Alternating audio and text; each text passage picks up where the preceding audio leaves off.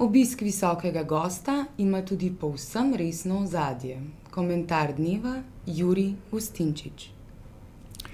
Imeli smo čast dvakrat doživeti na svojih tleh enega istega ameriškega predsednika.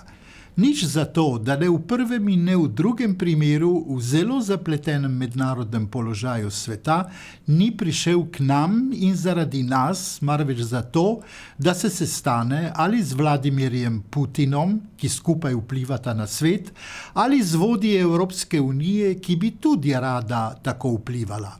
Bush je pač bil pri nas, ali kot bi nekateri takoj rekli, v tej naši majhni deželi, poučno. Ameriški predsedniki so vedno pomembni kot takšni, vendar moramo ugotoviti in ugotavljamo brez težav, da je vsaj ob prvem obisku še Bush avtomatično deloval kot mogočni Američan, drugič, torej sedaj, pa niti z največjo ponižnostjo ne bomo v njem videli močnega predsednika, močne velesile.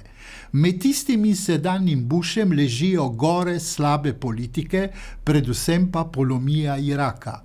Nič ne pomaga, da smo v Irak spoštljivo poslali par slovenskih častnikov.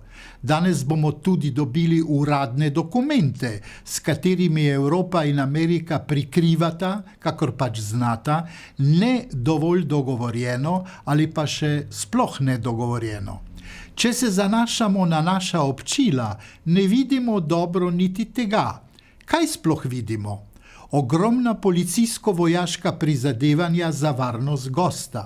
Še nikoli nismo zvedeli toliko o neprebojnosti Cadillaka, s katerim se vozi gost. Tudi ne o tem, kakšni ogromni varnostni ukrepi so dandanes mogoči. Gost je zastražen veličastno. Zastraženi smo vsi mi.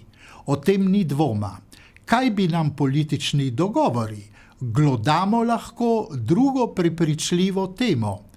Pri tem je napredek človeštva očiten.